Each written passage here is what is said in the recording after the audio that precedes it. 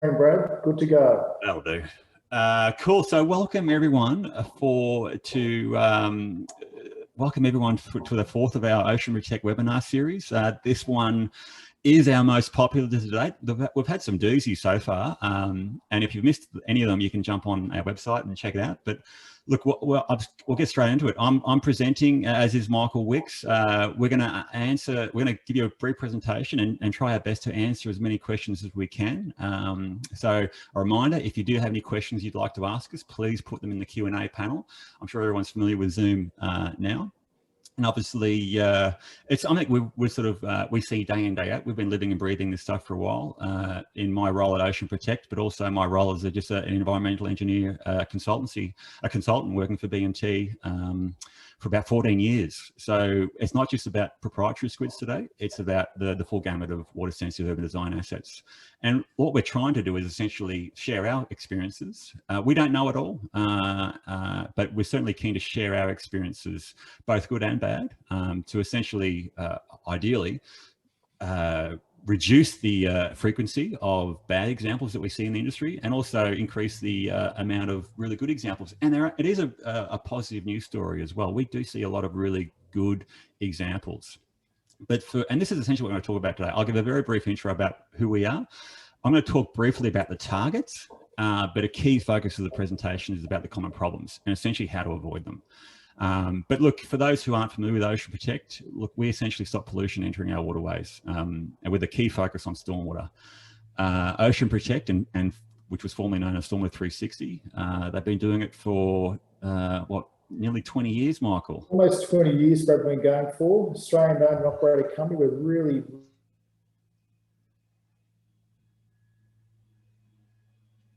Oh, hang on. We had a technical drama already. Michael, you've hit pause on my thing. Just give me a sec, Michael. I'm going to see if you can recover.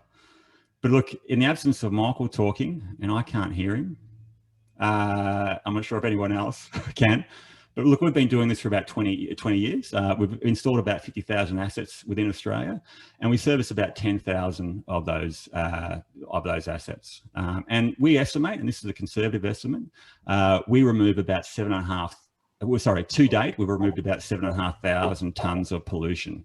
And that's a fairly conservative number. But daily, we reckon we remove about 5 tonnes of pollution going into Australian waterways every day. And Michael, I see you back with us. Slight technical drama.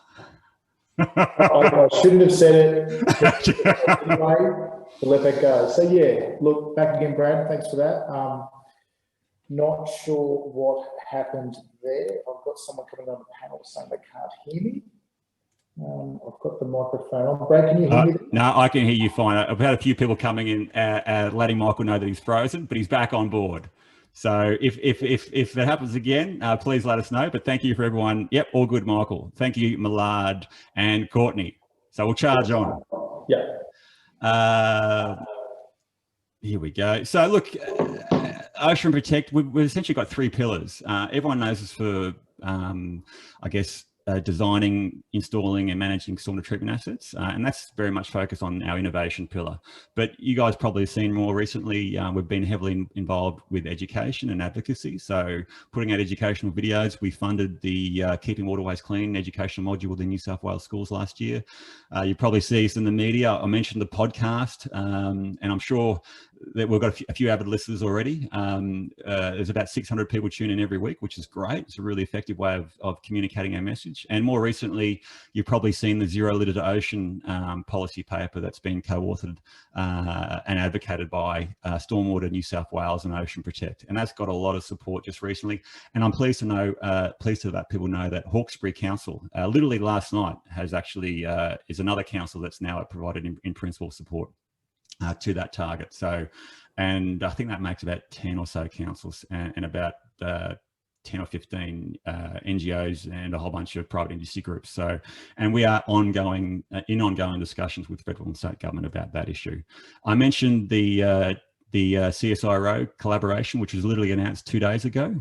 If you're interested, just jump on the CSIRO website. But look, CSIRO have partnered with Ocean Protect and a few other organisations to essentially tackle plastic pollution, or try and do more to tackle plastic pollution in Australia. I can't talk much about that just yet, but there's some really exciting things happening in this space within Australia, and we're very excited to be part of it. But look, how Ocean Protect,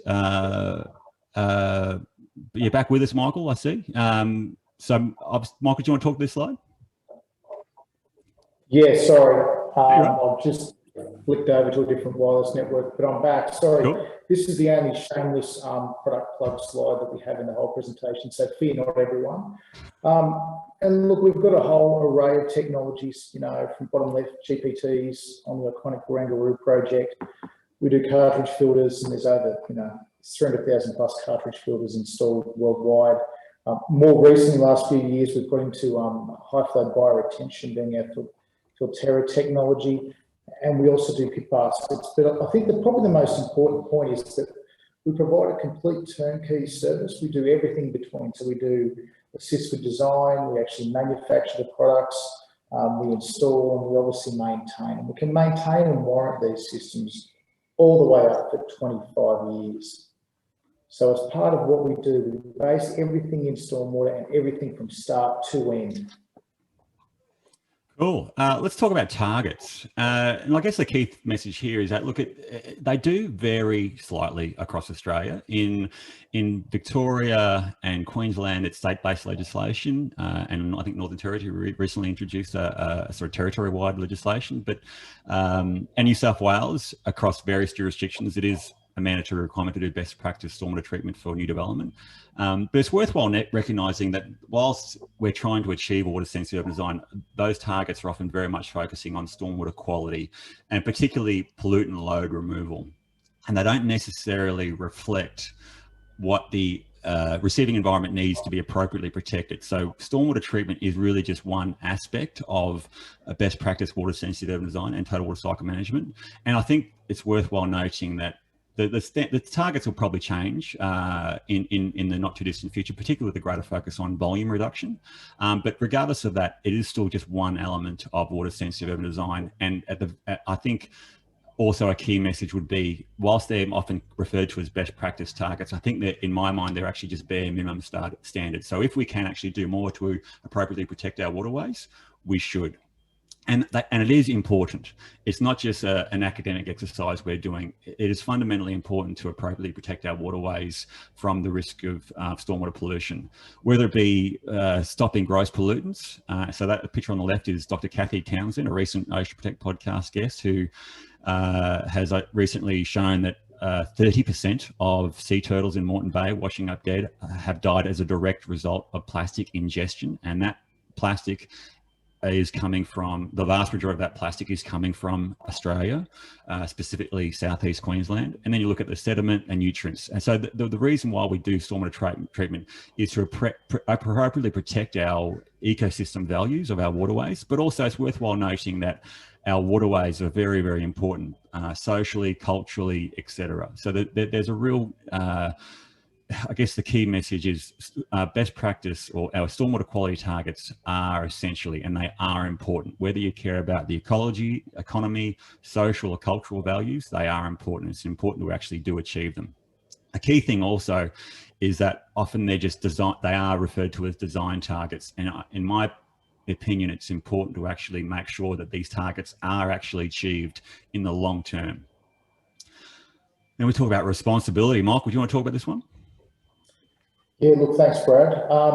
Look, I think we've all got a responsibility in this space when we're, looking at development applications that provide stormwater treatment.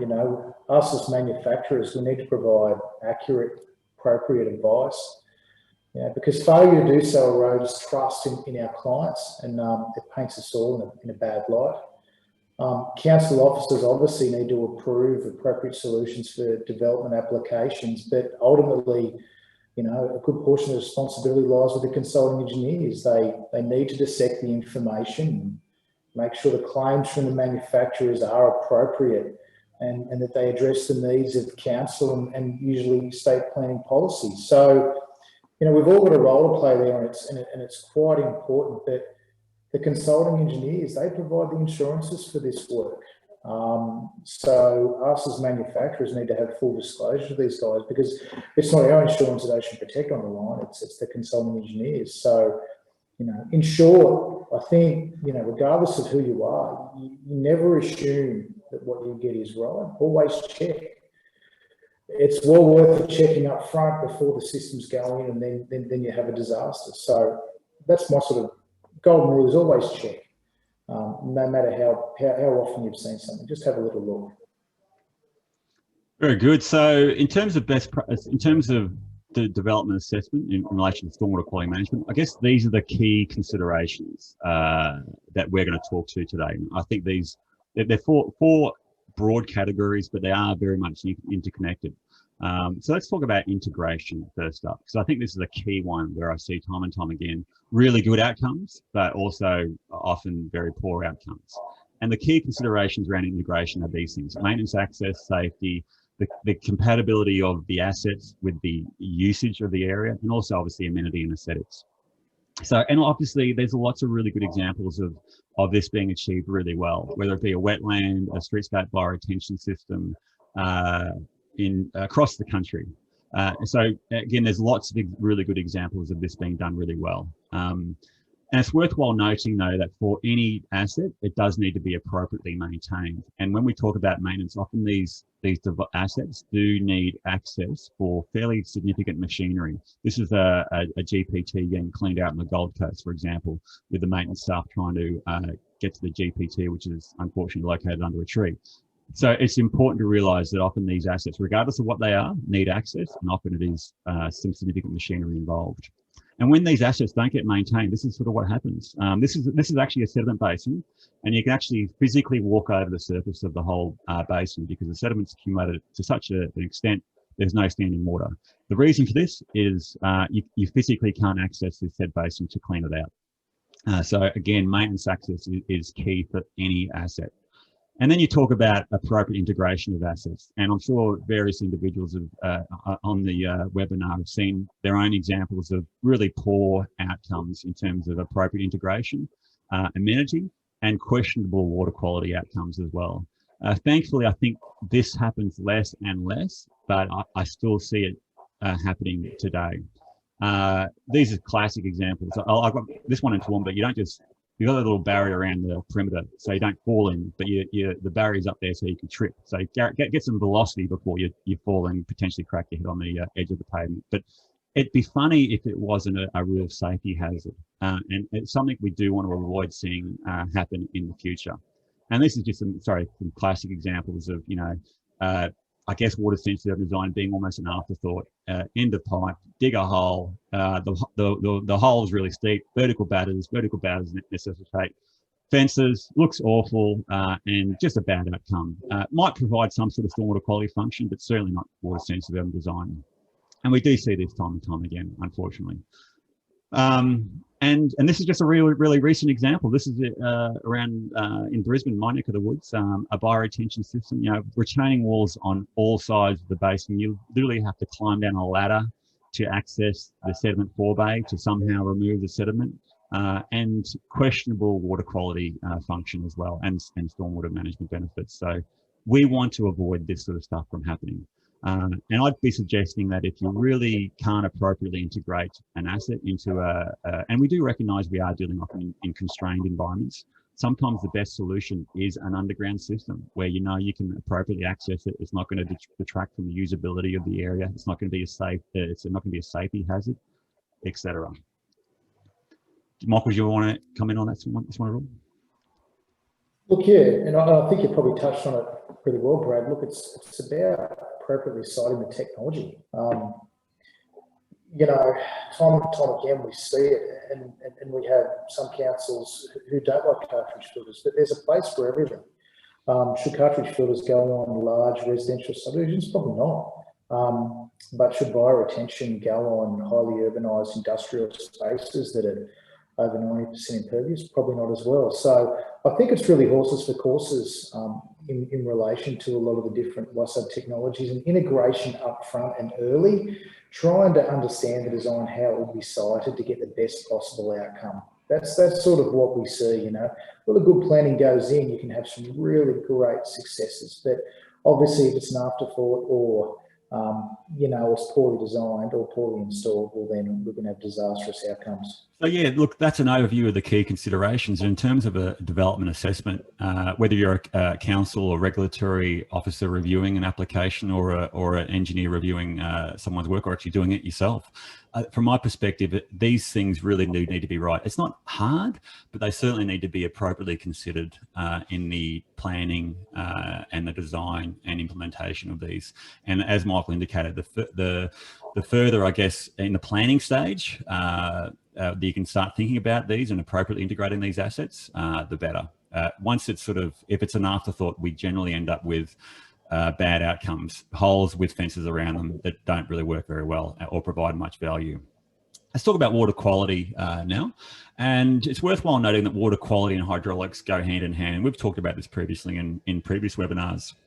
But there's a key assumption that goes into assessing the performance of an asset, whether it be music modeling or something similar, is that the asset will actually function as intended. And that's a very optimistic assumption. And there's a couple of key elements to this. You're assuming that the asset is in good condition, has been designed, designed, constructed, established, and is appropriately managed, and is in a good condition, and is providing an appropriate stormwater treatment function as predicted in whatever software tool you might be using. The other assumption is that the treatment system is actually fully utilized. You know, full vegetation coverage and the entire area depth volume is appropriately engaged and utilized.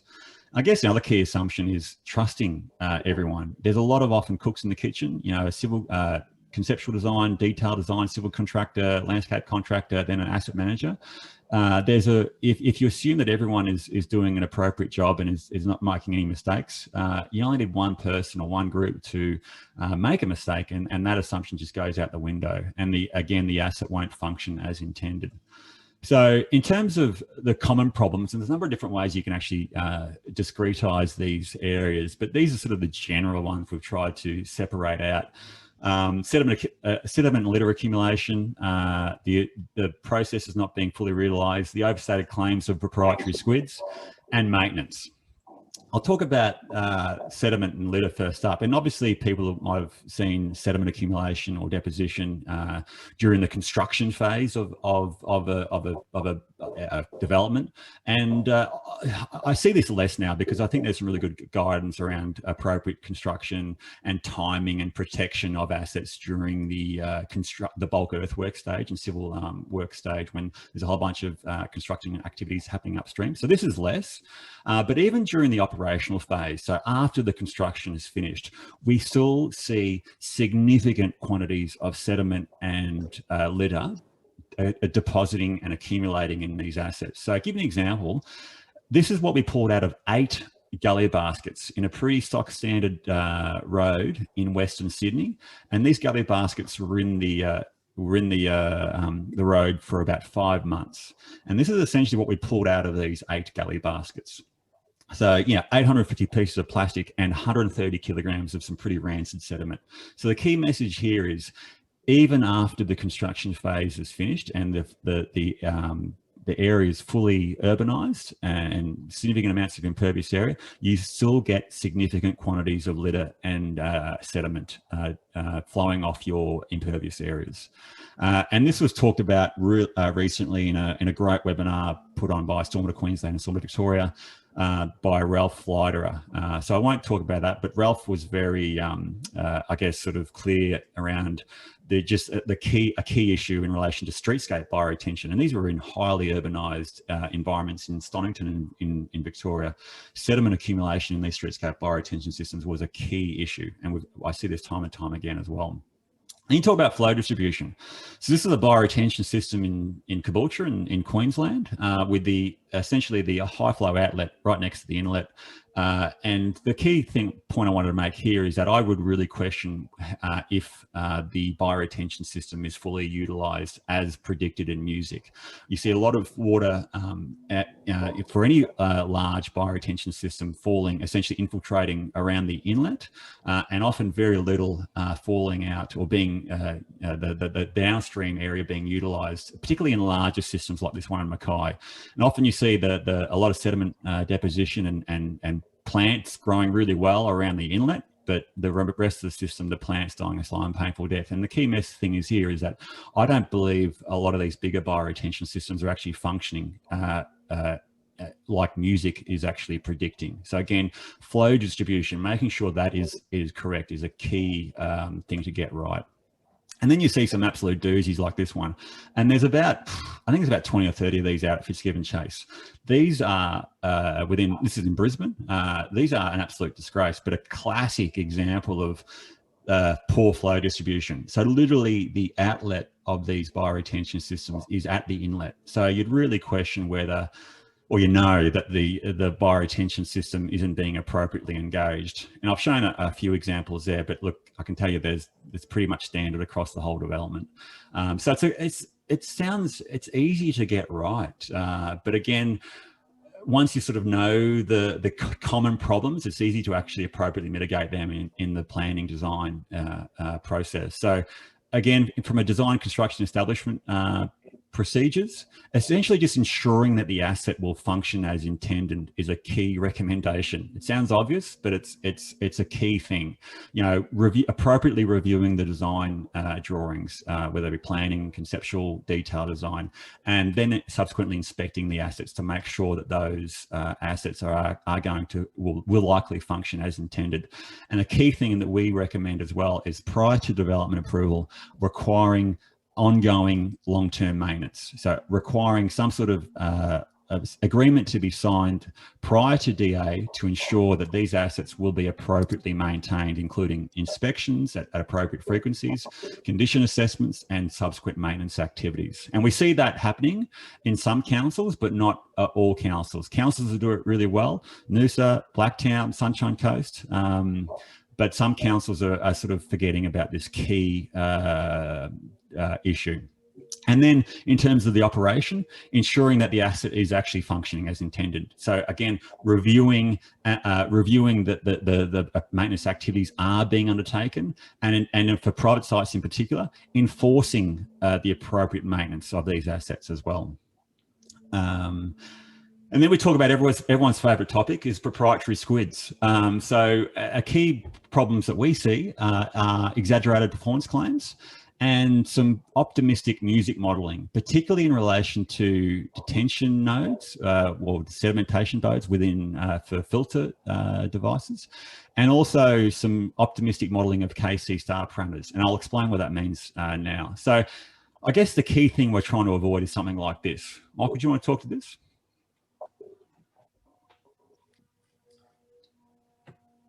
I'm up to the, so you got the slide of the filters there, Brad? Yeah, the slide of the filters covered in yuck. Yeah, that's, you know, it's basically a failure of not actually looking at, you know, the site as a whole, really. This site here was a bit of a mess. We had no visibility that effectively that there was used car engines basically dumped in the catchment. Who would have ever thought in the catchment we're dealing with, but this is sort of the outcome. So, you know, when you monitor these things in the field, you typically get the performance of the cartridge filter and also the detention tank. You can't split the two out when you monitor it in the field. So typically when you get your performance reductions for your cartridge, they basically represent a cartridge and a volt. What happens we find in music is people tend to go and claim additional treatment for the volt on top again after the fact. And that's a pretty common practice and pretty easy way of boosting your numbers up. But let's talk about that in a second. I'm not sure if you're looking at the right slide, Michael. Are you looking at the storm filters that are deposited with sediment and a guck? I'm going to talk about music modelling in a little bit later. But I guess the key message is we don't want to see devices that are undersized and being a maintenance burden as well. I'll show you the next slide. Just give me a sec. So this is, again, can you see the slides, Michael, the don't drink the Kool-Aid? Yeah, look, I think my internet here, Brad, is leaving a bit to be desired. It's just come up now. So look, thanks for that. But yeah, look, you know, as you said, don't drink the Kool-Aid. This is a pretty self-explanatory sort of message.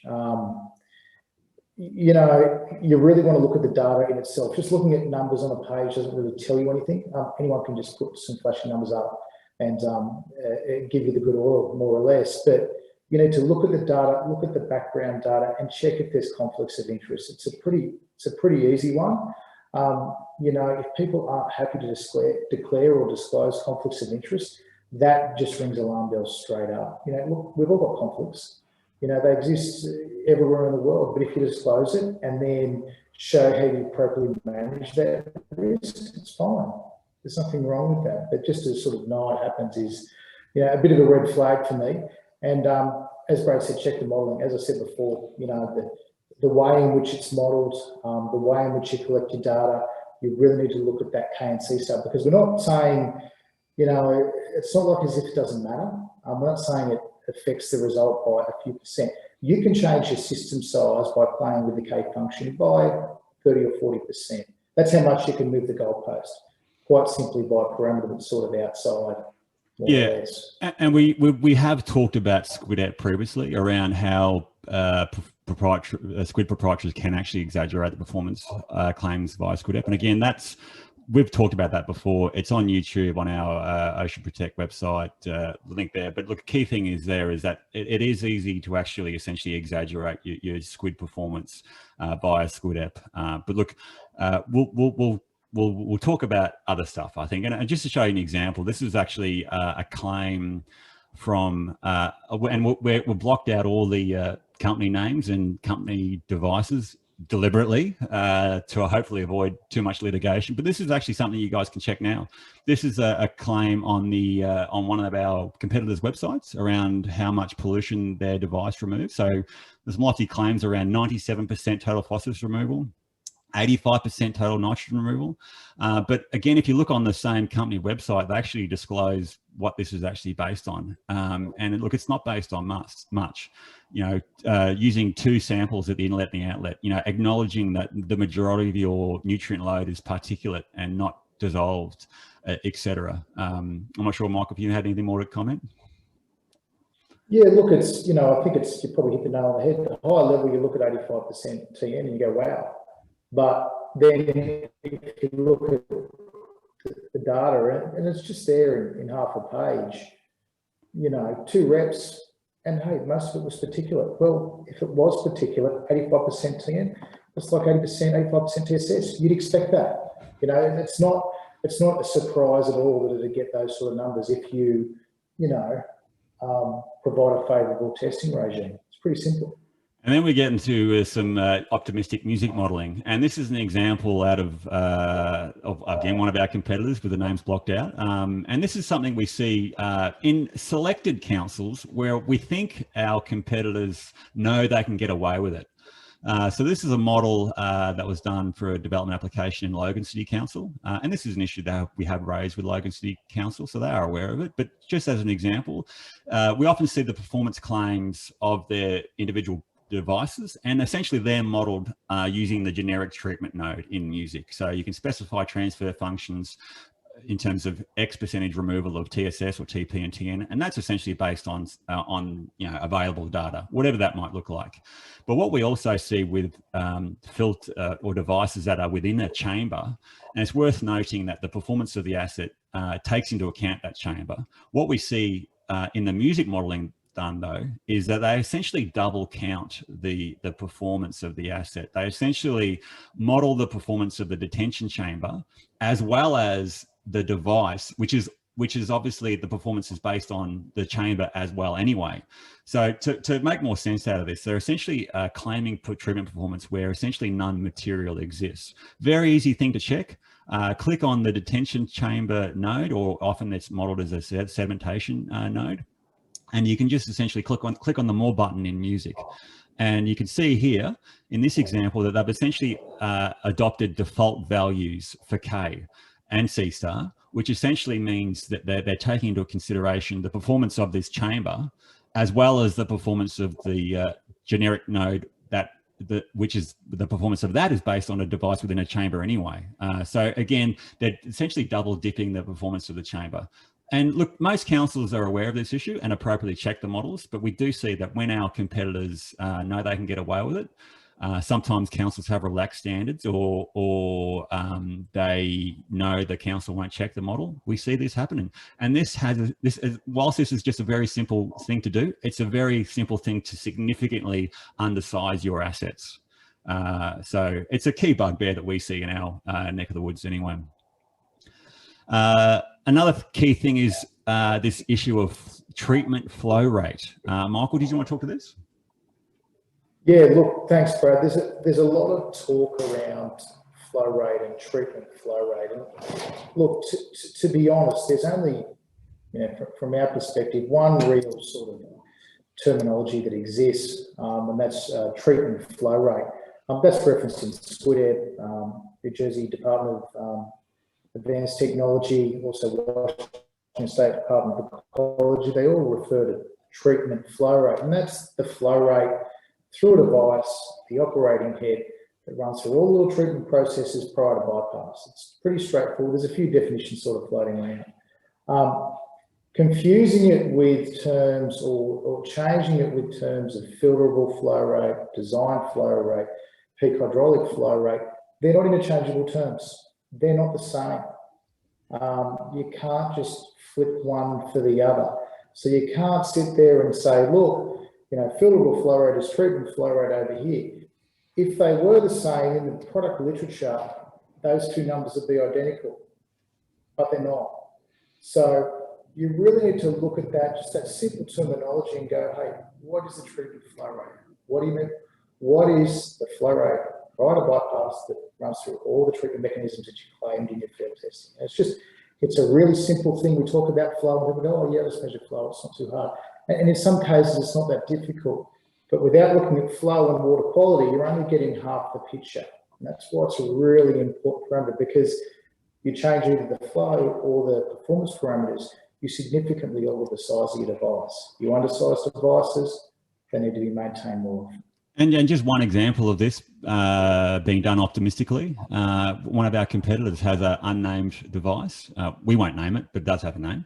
And we see in Victoria in particular that they claim a treatment flow rate of 12 litres a second. Whereas if you actually look at the manufacturer's website and design manual, they acknowledge that the treatment, or they claim a treatment flow rate of 2 litres a second. So essentially 6 times lower than what is being claimed by this company in Victoria, or and other parts of New South Wales, and occasionally in Queensland as well. So what that means is essentially the competitor of ours can essentially undersize their asset by a factor of 6. That means their number of devices are essentially 6 times smaller than they probably really should be. So subsequently, they will need a lot more maintenance. They'll get clogged up far more frequently, and probably won't function nearly as well as what the designer or the asset owner would envisage, and certainly lower than what music would predict as well. And that's a very simple check to do. Check on the high flow bypass rate of the device, and make sure that the Squid proprietary can actually appropriately substantiate those claims. And I'd suggest that in this case, they probably can't, but look, I'd like to see them try. So, and another example of treatment flow rate, hydraulic optimism is, in this case, this gully basket, which apparently can treat some substantial areas. But look, long story short, it physically can't. So again, I'm just checking to make sure that whatever devices or assets are put in, that is actually possible or practical for these assets to appropriately receive and provide that stormwater treatment function, which is predicted in music. Because time and time again, we see devices getting put in that hydraulically just won't work, like music is assumed to predict. Another classic example, same model, they've actually used 2 different land use types for the same land use. So 2 driveway nodes, one with a higher pollutant export rate, coincidentally upstream of a device, and essentially another node with a lower pollutant export characteristic that bypasses some generic treatment node devices. So again, very optimistic modeling in that case as well. And then we talk about maintenance. Look, this is something I've spoken previously before my time at Ocean Protect. Myself and Charles and James Cothup and Ben Peneleric, we actually gathered condition assessment ratings for over 1,000 water sensitive design assets, bioretention, wetlands, GPTs, swales, etc., across 6 local governments in Queensland, New South Wales. And look, long story short, a very large proportion of those were in poor or very poor condition. It varied, but roughly we see about 30 to 40% of assets they're in a poor or very poor condition, which means they need significant rectification works, and it probably means that their sauna treatment function is compromised as well. But the key message here is the lack of maintenance is typically predicted to be the key reason for these poor assets. No, not necessarily design and planning and construction and establishment issues, but just general lack of maintenance is, again, predicted to be the key reason why we see poorly functioning assets in the real world. And look, it's pretty simple, but there's some must-haves. Any asset that captures material or captures pollution, which is pretty much all assets, including bioretention, needs to have that material appropriately removed. To do any maintenance, you need to know where the assets are, what the assets are, and have appropriate resources to actually undertake those maintenance activities as well. And that's the case of both council and privately owned assets. A great document that's just been recently produced by Stormwater New South Wales, so kudos to the guys there, is this guideline around the maintenance of stormwater treatment measures. So if you're not already familiar with that document, I'd suggest you become familiar with it. And obviously Stormwater New South Wales are actually providing training around this, the appropriate application of this guideline as well. And we're looking to replicate that in Queensland as well. When I say we, I mean Stormwater Queensland. So yeah, so ensuring that the assets can be appropriately, safely, easily, and appropriately maintained is a key recommendation. Sounds simple, but it's something we see as a key deficiency as well that often doesn't happen. And that management, again, needs to be carried out by suitably qualified personnel, ideally appropriately trained in accordance with this guideline document. In particular for private sites, again, I mentioned this before, prior to development approval, requiring a long-term maintenance agreement and then ensuring and enforcing those appropriate maintenance activities.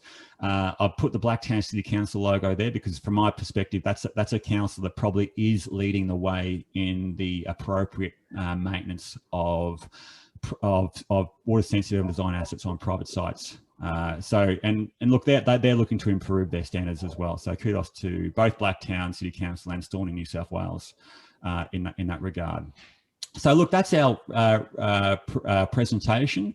These are the key considerations that we've sort of talked about, and from our perspective, these are the key things to make sure that you get right in the development assessment process. Whether you're a council review officer or a regulatory authority or an engineer or other suitably qualified person doing a stormwater management plan or activity, these are the key things to get right: integration, water quality, hydraulics, and mass load, etc. Look, we're going to break into some question times now. I see there's already been quite a few questions posted, and I dare say you guys will be the first ones we'll try to address those questions for. If you don't have your question answered today, which may happen, we've got 182 people listening in, please reach out to Michael or myself after today's webinar. But certainly if you do have a question you'd like to ask Michael or myself today, I'd really encourage you to put that in the Q&A panel now, and we'll do our best to try and appropriately address those questions. If you haven't already, please do so. But I see there's already, I think, 4 questions already. So we might dive into that now, if you like, Michael. How are you feeling? You're ready to be grilled. Brad, scared anyway. Cool. There's a question first up. There's a question from Jay Keem. that have asked, are submerged zones a good solution to flow distribution across large biobasins? I think they would help because the idea of submerged zones in bioretention systems is you have a sort of, I guess, a sump of water, which by capillary reaction sort of goes up to the root zone of the bioretention systems to help with that. So I think that would help, but I think certainly improving the way we generally see flow distribution across large systems would help also, and potentially more so. And I guess the key point I'm trying to make in terms of flow distribution is also making sure that the whole asset is appropriately being utilized, not just a small portion of that. So yeah, look, to answer your question, yes, but I think more should be done to appropriately ensure that inflow distribution is really good as well. Question from Shayla from Hobson's Bay Council. Sorry, you go, Michael. Sorry.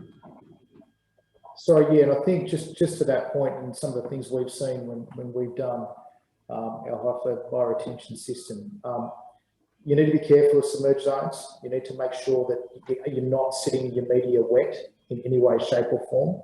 Remember, you know, there's a lot of things going on in the soil. There's a lot of bacteria, bugs, things like that happening. If you leave your soil or your media permanently wet, virus submerged zone or whatever, you will actually form biofilm and reduce the permeability of the media. So you just need to be really careful about your submerged zones within your media, but appropriate flow distribution. You know, and it's pretty simple. Get a large scale system, get 1,000 square meters, cut it up into cells. Do a heap of cells and make sure you can adequately get flow in and also out of each cell. So just break it up into smaller allotments. That's always a good way to do it as well. Yeah, there's a question from Shayla, and it's in relation to that issue around the treatment flow rate. She asks, regarding the flow rate, do you mean the supplier is claiming 12 litres a second and the manufacturer of the same device who makes this device claims only 2 litres a second? In short, yes. So if you go back to the original, I think it was, where was it? Sorry, Shayla, I'll just dig it up. This one. So this is the same device. So the supplier within Australia is claiming 12 litres a second for this one device, but the manufacturer of the device claims a treatment flow rate of 2 litres a second. Again, it's the same device at the same operating head, but obviously two very different numbers. Yeah, if you go back and dig into, if you dig into the worldwide literature on that, you know, they talk about terms of, you know, filterable flow rate being 12 litres a second and treatment flow rate being 2 litres a second. Clearly, if the manufacturer of the technology, you know, thought those two numbers or those two terms were the same, well, then the numbers would be the same as well. You can't just interchange one for the other. Obviously, there's a difference between the two, but you can't just pick the high one because that's what we want to do. You know, if they were the same, 2 and 12, you'd have the same, you know, same numbers there. So, yeah, it's not just that simple. But again, this is just all data that's out there in glossy brochures that you can check for yourself. Yeah, a question from Jun Bong. Apologies if I've mispronounced that, but they ask, is there a product that complies with free oils, 98%, and petrol hydrocarbons, 90% pollutant target reductions as part of the Green Star requirement? And is it possible to include in music modelling? Michael, do you want to answer that one? Oh, thanks, Brad. Nice story on there. Look, oil and grease monitoring in field studies is difficult. The concentrations washing off are typically pretty low, and it's hard to get some sort of meaningful result. Yeah, look, there's products that can get, and typically oil water separators, or coalescing separators will do that job, getting that sort of 98% plus for a spill situation. But when you've got significantly low loads coming in, you need a treatment train. So you'll need pit basket and some sort of tertiary type filter to get those sorts of reductions at the low concentrations that are coming in. So it can be quite challenging when there's only 20 or 30 milligrams litre max of hydrocarbons washing off your catchment. Spill situations, no problem. But when they're really low concentrations, you have to line up, you know, minimum sort of 2 devices there to make that work. Cool. A question from Courtney Henderson from ACOM and a long-serving and highly regarded member of the Stormwater Queensland Committee. So welcome, Courtney. He asks, to your knowledge, are councils proactively planning to fund maintenance of public stormwater treatment assets? That's a great question. We're probably the wrong people to answer this question. And I think I'd probably answer it this way by saying it depends or is highly variable. We get feedback from some councils who, and directly from the asset managers who say their budget is essentially flatlines, i.e. doesn't increase, but the number of assets that they're responsible to maintain significantly increases. But other councils, and I'll mention names, I think Blacktown Council, Sunshine Coast Council are two councils that I'm aware of that actually seem to be, at least from my perspective, seem to be proactively planning to fund the maintenance of public stormwater treatment assets. We actually have a number of council staff on the webinar sort of as attendees, so you're welcome to provide some comments on that if you'd like. Raymond Pfizer, I think, he actually asked a pearler of a question. I haven't seen this one. Raymond says, I have seen a swimming pool modeled into a manufacturer's model. What is your view on this? Wow. I think that would be in the category of highly optimistic music modeling. But look, generally any sort of pond or lake, the advice, at least in Queensland, is any sort of pond or lake should be considered a receiving water environment. And I'd suggest a swimming pool should be in that same category. If they're modeling it, if they're modeling it as some sort of stormwater treatment asset, yeah, I'd be highly skeptical of that. Michael, let me know if you disagree, but I suspect. Yeah, look, we've run over 15,000 models here at Ocean Protect. I've never heard of the swimming pool. I like it though. It's fairly creative. I think the swimming pool, though, I think and Brad, you might know this better than me, but the science out of the detention node was the grass or some sort of vegetated bottom pond. So a smooth swimming pool, I would think, wouldn't behave or react the same as a detention pond. No, again, I'll probably leave it by saying yes. I would be highly skeptical of that in particular. A question from Prabhan K. Astha. Hi, Brad. In one of your slides presented an example of music. The high flow bypass is taken as 100, which is the default value of music. In most of the music model, I have seen that the high flow bypass is taken as the default value provided by music software. Is this correct? I believe we need to calculate the high flow bypass for treatment trains. Am I right? Yeah, look, in short, yes. It's more of a concern in relation to devices like proprietary devices, which claim treatment based on generic treatment node transfer functions. So it's particularly important to make sure that the high flow bypass is the same as the agreed treatment flow rate for proprietary devices. If the asset is receiving essentially all flows from the catchment, yeah, look, you could potentially leave it as a default, provided you are confident that actually all flows will pass through the device. It's worthwhile noting, like an asset like a bioretention system, for example, it does obviously provide a treatment function as water infiltrates through the media, but there is still a treatment process for stormwater that might essentially travel over the surface of the filter media and then spill over the overflow weir. So in terms of devices like that, yeah, music does have this universal stormwater treatment model that actually does appropriately take into consideration the outflow and storage relationship within the device. But yeah, certainly for proprietary devices, I reckon you want to have a good hard look at those nominated high flow bypass rates.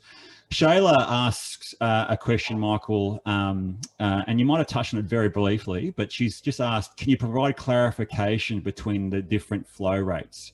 Filterable, design, and treatable.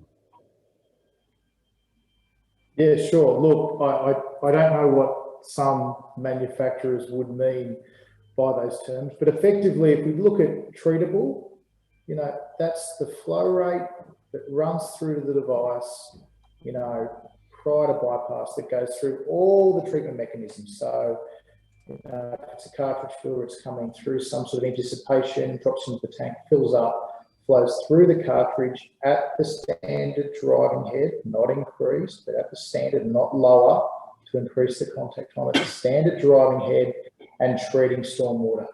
Now, the ways in which you can play with that number, design treatable flow rate. When people talk about what is the design treatable flow rate, you know, that's the flow rate, that's the maximum treatable flow rate that system would operate at. Now, they could be referring to a completely clean filter.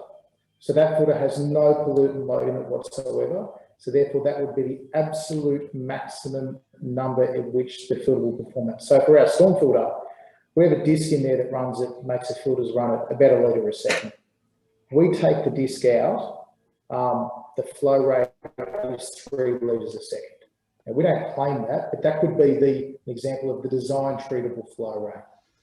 Also the maximum filterable flow rate, another term that people use there. And again, you play with the driving head across the filter. So if you have a super clean filter, then you increase the driving head, typically more than what you would see. Don't look at any water quality, just look at the flow going through the cartridge. You can significantly increase the throughput across that cartridge just by stacking more head on. So when people say filterable flow, it is still filtering, but it's not typically how the system would operate.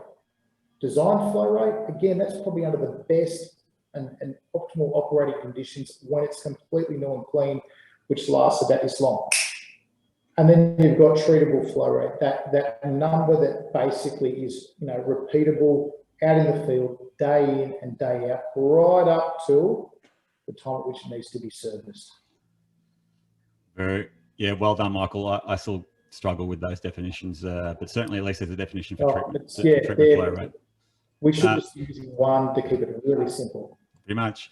There's a question from Che McKenzie, and she asked, they asked a really good question, which it's actually on an issue that I actually skipped over. They ask, it seems the suggestion is a lot of suppliers, squid suppliers, are misrepresenting their actual device performance. You suggest reviewing the laboratory data, etc. However, it is difficult for someone who is not very familiar with the specifics to interrogate this. What is your suggestion to designers for us to verify claim performance? That is a fantastic question. And this is an issue that we've actually seen asked time and time again. And look, Ocean Protect have essentially taken the initiative, and we've actually developed a squid review checklist. And this comes out of a very similar question that we got asked by a council staff member the other day. They were like, you guys know what you guys know what to check, but we don't. We're time poor. We've got a lot of pressure on us to make a decision. What is there a checklist that you can provide us to essentially very quickly check the supplier claims? So essentially, we've developed that checklist literally in the last couple of days. Everyone on this that has registered for this webinar, we will be providing the squid review checklist. But very quickly, it just provides a very quick overview of some key questions to ask proprietary device companies around their performance claims, and a few things to check. You know, for example, okay, is the how many events have you got? Are the events sequential? Have you got an appropriate level of dissolved nitrogen in your influent samples? And I'd suggest these questions don't necessarily have to be answered by the consultant or the reviewing authority, but they actually should be put back on the squid proprietor and say, you answer these questions, you provide me the evidence for it, and also provide me these answers without any distribution restrictions. What we see time and time again is proprietors will make some lofty claim and say, I've got this data, and I say, I'll give it to you if you sign some confidentiality agreement. I'd be very skeptical of stuff like that. Everything that Ocean Protect have done in terms of monitoring and reporting and all that sort of stuff is publicly available. We've got reports on all our devices with all our performance claims backed up with data, typically in published papers, etc. We're very transparent. But look, getting back to that checklist, we'll provide that to all registrants of this webinar.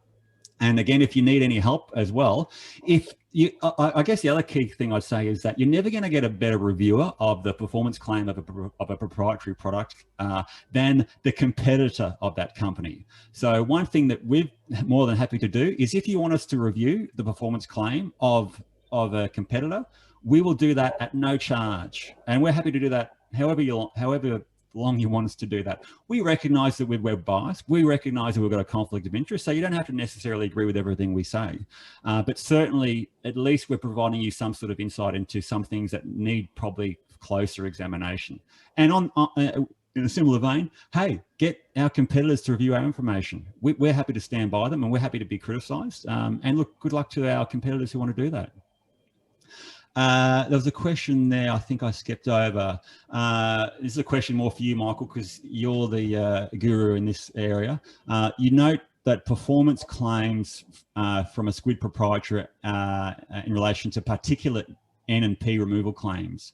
Can you please touch on that claim? So I guess the question is around differentiating between particulate and dissolved nutrient removal claims.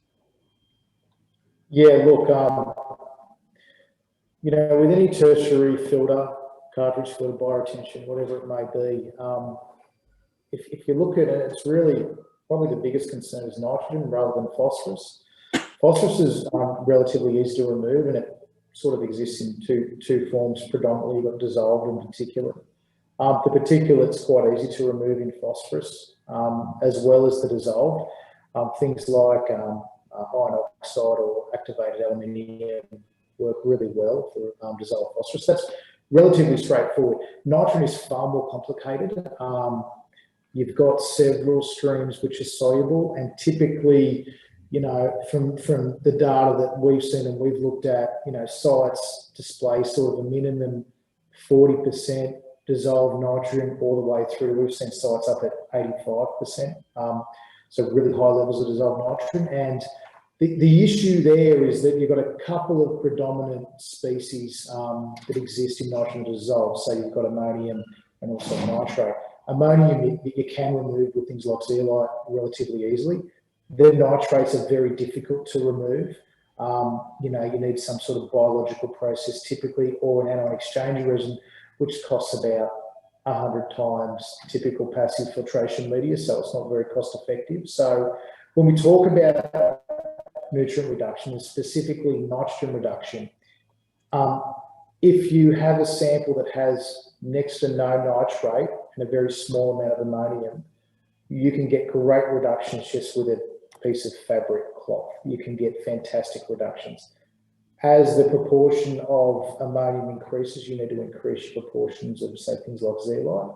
And as you increase the nitrate content, it becomes extremely difficult to get a good result. So if you've got samples at 40% nitrate, you need to really have some sort of thorough removal process to get a meaningful result of TN. So, you know, nitrogen's quite complicated, and the dissolved portion can be extremely difficult to get good reductions on. So that's why the species are always important with nitrogen. I'm conscious of time. We're almost bang on an hour, and I'm keen to wrap this up within the hour. And we've just got a couple more questions. But if you have any further questions, feel free to reach out to Michael and myself. So a question from Rob Booker from Sunshine Coast Council. He asks, developers and consultants choose the type of devices they use on their developments. The cost of maintaining them and complying with conditions rests with the future operator of that development, often a body corporate.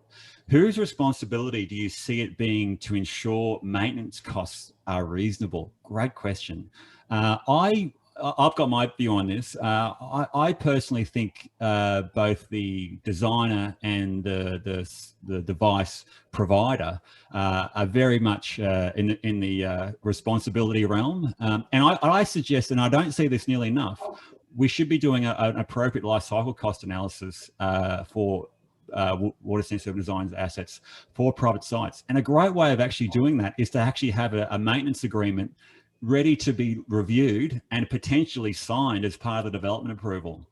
We're very transparent in terms of the cost of maintaining our assets, and we provide these maintenance agreements. And so it's very clear. We essentially, for Ocean Protect assets, we take full responsibility for the asset that gets put in the ground, and we want to maintain this asset, and we will charge a certain amount. And that charge and those procedures essentially ensure the appropriate function of that asset. I don't see that happening for others, if I'm honest. I'm not sure about our proprietary squid competitors, but I certainly don't see that happening for the conventional bioretention systems as well. So I'd really like to see that as part of the development approval requirement for all assets. And I know, Rob, you're working on the Sunshine Coast planning policy revision, so I'd like to see that being incorporated as well if you get a chance. And I'm sure we'll be making submission on that as well, by the way. Michael, do you have any comments on that at all? Look, you hit the nail on the head there. I think the other party at play is really the site owner. We maintain residential, commercial, industrial, especially the industrial and commercial guys, and more or less the industrial guys. Effectively, you know, there's some real bad practices out there which lead to stormwater pollution, which, you know, increases your maintenance cost significantly. That image you showed, the cartridge filter that was blocked by oil and grease. Quite simple, guys. You know, if you don't actually let that get into your stormwater, you won't have some of these high costs. So the asset owner needs to also be educated that, hey, everything that you put in your catchment here and throw in the ground will go into your device, and that will increase your maintenance costs. How about you, rather than rely just on that maintenance, mitigate that source of pollution first to save you some costs? And also in terms of minimising the lifecycle cost of any assets, like when you buy a car, you know, if you maintain it appropriately, the cost of replacing it or rectification of it is lower. So I think the onus is also, again, whilst I say, yeah, it's up to the provider of the asset and the designer, certainly the asset owner should be motivated to actually appropriately maintain the asset to ensure that it's functioning, but also doesn't have a significant rectification cost in the not too distant future. A question from Shane Hardingham. Would some sort of the shortcomings of suppliers' proprietary devices be revealed by the music auditor tool? I suspect not, if I'm honest. So we know that you can get product nodes out of eWater as long as you pay some money, which I think is not particularly appropriate. And I can't see the music auditor tool being actually able to be suitably set up to check for some of the things that we see, particularly in relation to verifying claims of the treatment flow rate and this KNC star thing. We'd like to see a national protocol appropriately address this. So, you know, appropriately determine performance claims and then clearly outline how it should be modeled in music. And then ideally that could be plugged into music as some sort of auditing tool. But from our perspective, that seems to be a little while off, but maybe in the not too distant future, that might change. A question from John Brett says, seeing the amount of litter you showed us, would you provide an update for us on the social science perspective from human attitudes towards littering? Yeah, I actually talk about this in a separate presentation, but long story short, one example, QUT and Healthy Land and Water did a study in 2018 looking at what environmental concerns are people concerned about. What are their top concerns? And long story short, regardless of whether you're a tree hugging hippie like me who cares about the environment or, you know, someone else, litter is the number one environmental concern of that survey. And I think they surveyed, I don't know, a few thousand people. And again, above climate change, above, I don't know, water supply, above anything else, litter, because I guess fundamentally you see it and annoys you, you know it's from human or anthropogenic activities, and you want to see something done about it. That might have changed in the last couple of years with all the bushfires and everything, but certainly, and I can provide you that survey, John. Look, John asked another question. What are your thoughts on the governance division within Ocean Protect between sales and operations and design review? To deliver an arm's length engineering design review. Not common in Australia, but overseas, Veolia have an in-house design office called, I think, SAID. It's a question from Michael. I don't know. What do you reckon? It's a doozy. Yeah, look, more or less we do offer design review. Yeah, look, we do offer design reviews at Ocean Protect, and you know that's, you know, it's difficult sometimes. You know, and we always run off the motto for us is that we'll do what council will approve. Where we see there's a flaw in what council will accept, we'll point that out to council. But at the end of the day, they're a gatekeeper, and you know, we can't, if they set the rules and those rules are appropriate, fine. But if they're not, we'll let council know, and we'll usually provide a couple options. But that's part of what we do. We do a lot of design work for engineers. We never take the lead role as consulting engineer because a lot of consulting engineers are our clients. So, but we offer that service free of charge, and we'll give you an honest review. And obviously, you know, we have a conflict, but that's all for everyone to see. So yeah, that's something that we do. We run a lot of designs. we're in, I think, about the top 5 music users in the country. So we have 3 engineers full-time running our designs. They're all qualified engineers here in Australia. Very good. Look, we've had a lot of fun giving today's presentation, but I just want to acknowledge Michael for his time and effort today. It's been greatly appreciated. We've got no further questions, I believe. So look, thank you for everyone who's dialed in to today's webinar. We've had a great turnout. I had some great questions, and we're getting a lot of really nice feedback in the chat forum. So thank you so much for that. Again, if you'd like to, if you got any further questions that potentially didn't get answered today, and we did go through all the disclosed ones, but if there's anything that you wanted to talk about that you privately or just directly with myself and Michael, please reach out to us directly. Our contact details are, I think, available there. Correct me if I'm wrong, Michael, but both myself and Michael would be more than happy to answer any further questions you had in relation to today.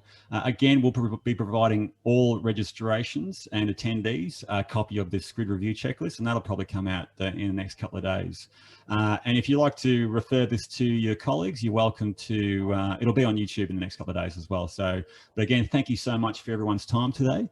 If you're keen to tune into our next webinar, it's on the best practice design and management of gross pollutant traps in November. And that information in relation to that webinar is on the Ocean Protect website. Just click on the education toolbar under webinars. But again, thanks for everyone who's dialed in, and I hope you enjoy the rest of your day.